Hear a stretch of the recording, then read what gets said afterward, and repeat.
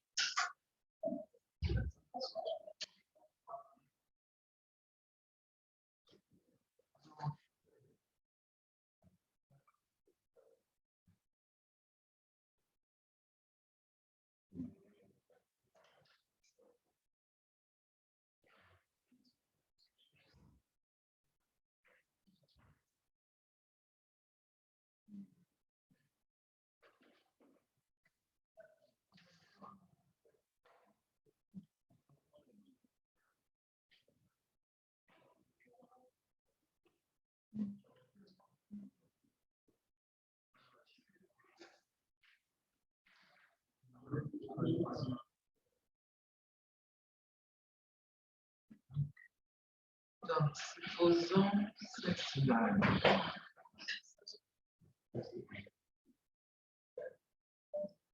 Avec les différentes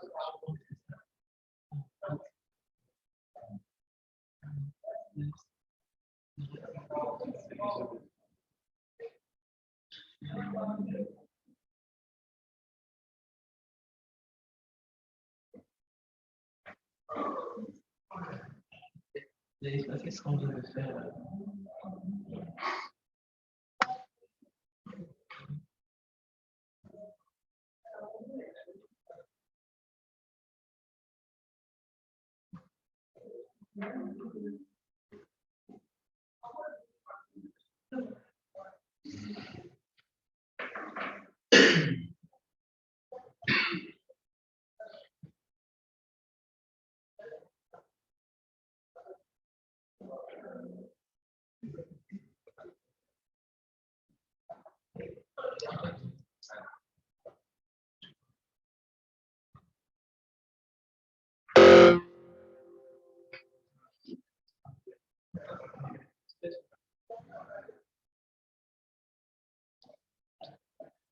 voilà la signature.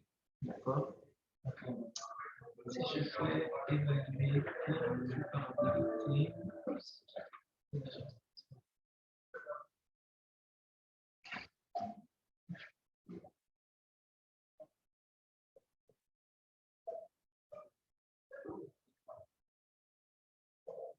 donc, ici, il y a des zones où la séparabilité n'est pas parfaite.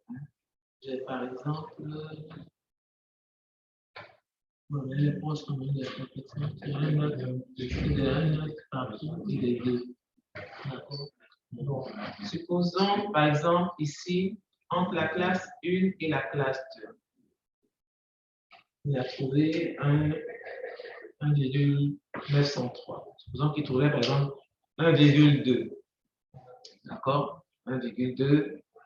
Je me dis, ma séparabilité n'est pas bonne. OK? Donc, quand vous aboutissez à ce résultat-là, vous avez deux solutions.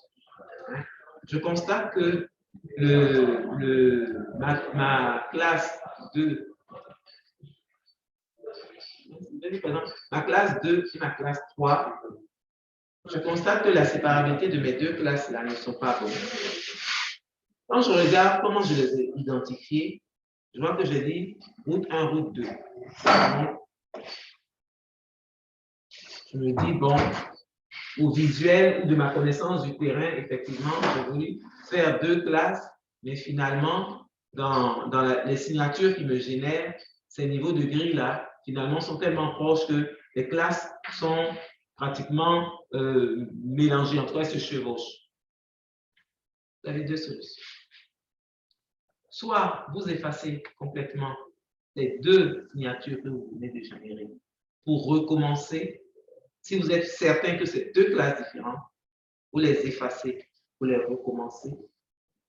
Soit vous considérez que c'est la même classe, donc vous les fusionnez.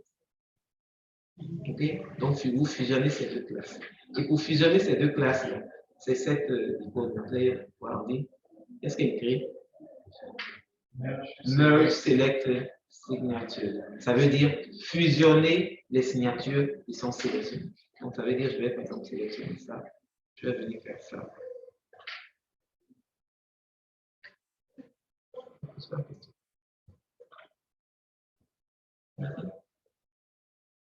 Oui, il a fait.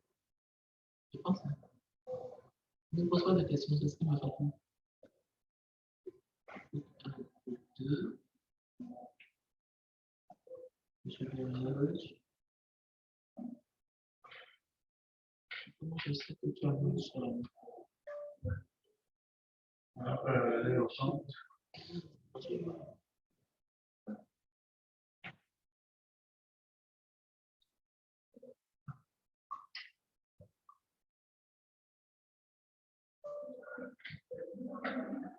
Ah, ok. Voilà, il a fait, il a fait. Parce qu'il est venu créer ici les classes.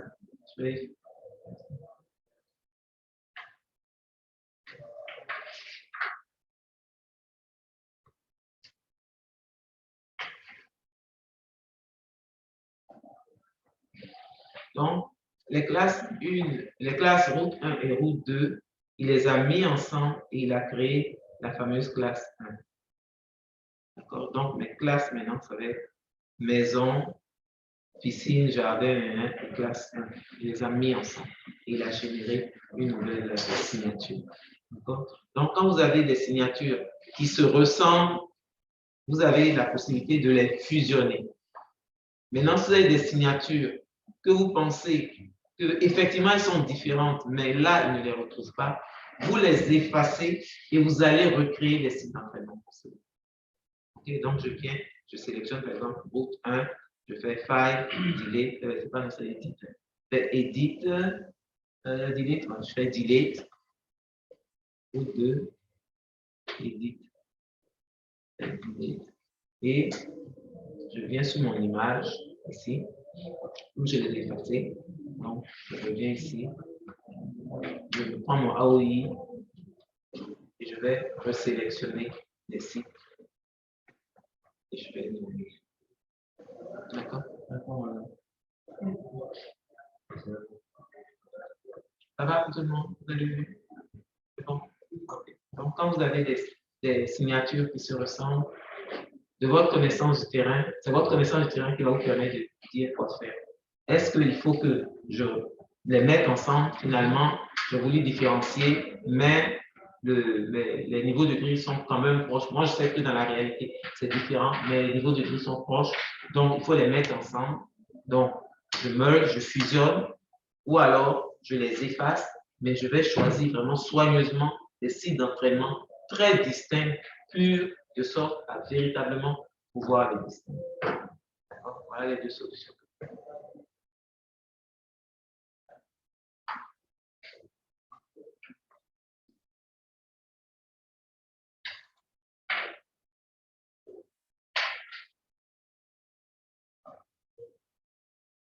Donc, je reviens sur mon...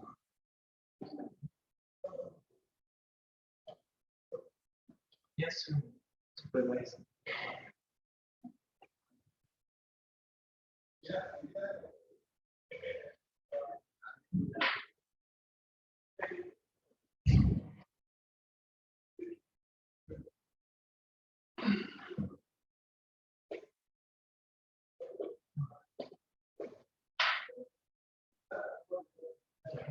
Là, je vais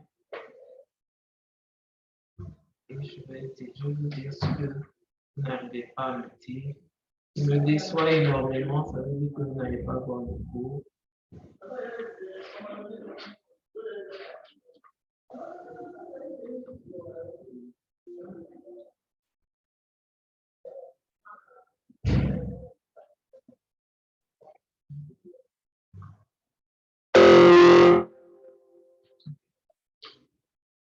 Je fais évaluer, c'est pareil. On ne me donne pas pour c'est normal.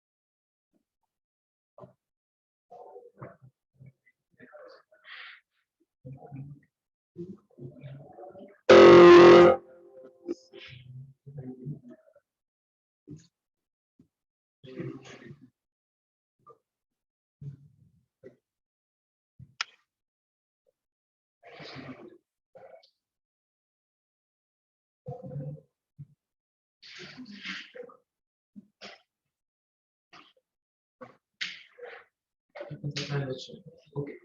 Donc, au cours je vous ai dit que ce qu'on appelle classification paramétrique, c'est une classification qui suppose, de toute façon, le terme paramétrique et non paramétrique, je vous ai dit, c'est seulement en classification dirigée que ça intervient. Classification non dirigée, on ne parle pas de paramétrique ou non paramétrique. Okay? Donc, en classification dirigée, le distinguo entre la classif paramétrique et la classif non paramétrique, c'est le fait qu'on assume, on suppose a priori que la distribution des niveaux de grille dans les sites d'entraînement, des sites d'entraînement qui ont été pris pour générer la classification, suivent une loi normale. Donc, il y a une distribution statistique particulière. Tandis que lorsqu'on parle de classification dirigée non paramétrique, c'est qu'on ne suppose, on n'a aucun a priori par rapport à la distribution statistique des niveaux de grille des sites d'entraînement qu'on aura. D'accord? Donc, la seule classification dirigée paramétrique, c'est la classification par maximum de vraisemblance. Parce que là, on assume, on suppose, on impose qu'on a une distribution qui suit une loi normale. Les autres types de classification ne sont pas paramétriques. Donc, par l'épipédique, ce n'est pas paramétrique. Par la distance de Mahalanobis, ce n'est pas parallépipédique. Par le réseau de neurones, ce n'est pas paramétrique. Tout ce qui reste là n'est pas paramétrique. Quand je vais ouvrir les deux boîtes qui sont ici en paramétrique et en non paramétrique, de ce que vous avez appris au cours, dans non paramétrique, je dois voir tout ce que j'ai cité. Et dans paramétrique, je ne dois voir qu'un maximum de vraisemblance. Faites-le et dites-moi ce que vous observez. Faites-le, ouvrez la première boîte, lisez ce que vous voyez, ouvrez la deuxième boîte, lisez ce que vous avez, et est-ce que ça cadre avec ce que je viens de dire? Non.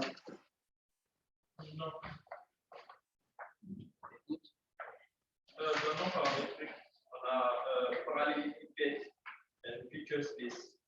Et puis dans paramétrique pool, on a maximum de vraisemblance, Mahalanobis distance, minimum distance, spectral end mapper et puis spectral correlation mapper. Voilà.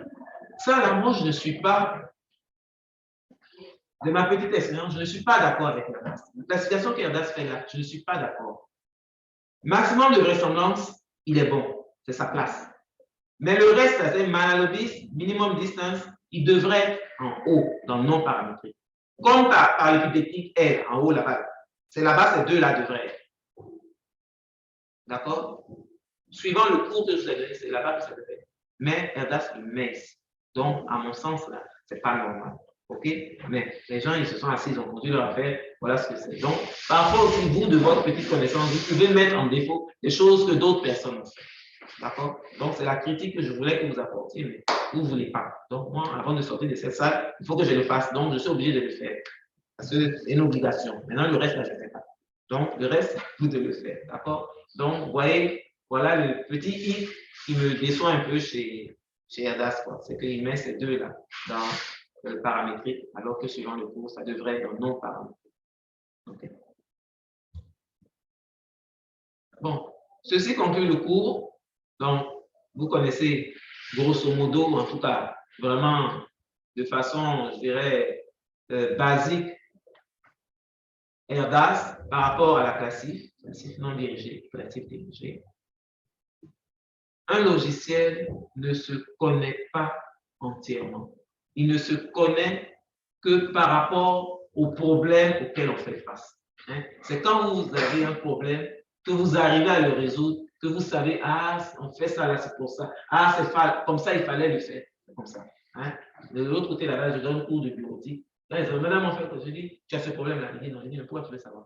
Le jour où tu vas avoir ce problème-là, tu vas voir que tu vas trouver sa solution. Sinon, pour le moment, le basique, là, comment cliquer ici, appuyer ça, tu sais faire. Maintenant, quand tu seras confronté à ce problème-là, tu vas pouvoir. Donc, c'est par rapport au problème auquel on est confronté qu'on apprend à maîtriser un logiciel. Donc, pour le moment, vous êtes des poussins Erdas, mais au moins dans poussin Erdas, là, vous savez faire une classification dirigée, vous savez faire une classification non dirigée. Ce qui était le but de ce cours.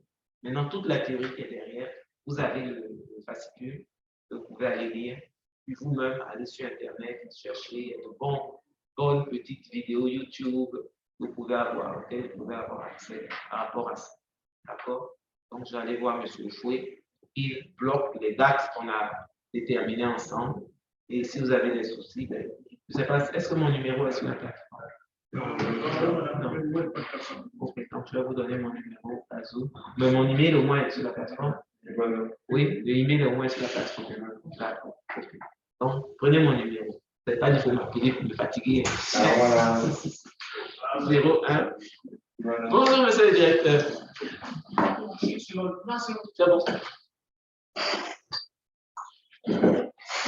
01 51 74 75 44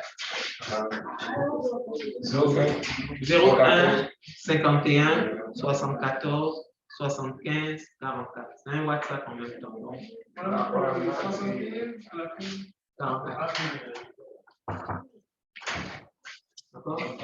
Donc, chers amis en 3D, donc le cours est fini. J'ai donné mon numéro de téléphone, vous avez pris? Non, on n'a pas reçu. 01, j'écoute. 01 Oui, 51 51, 74 114, 75 75, 44. 44. OK. OK, merci beaucoup. Merci à vous. Et bonne chance. Et si vous avez des soucis, en tout cas, moi je considère que jusqu'à jeudi, vous n'avez pas de soucis. C'est après jeudi que vous aurez des soucis.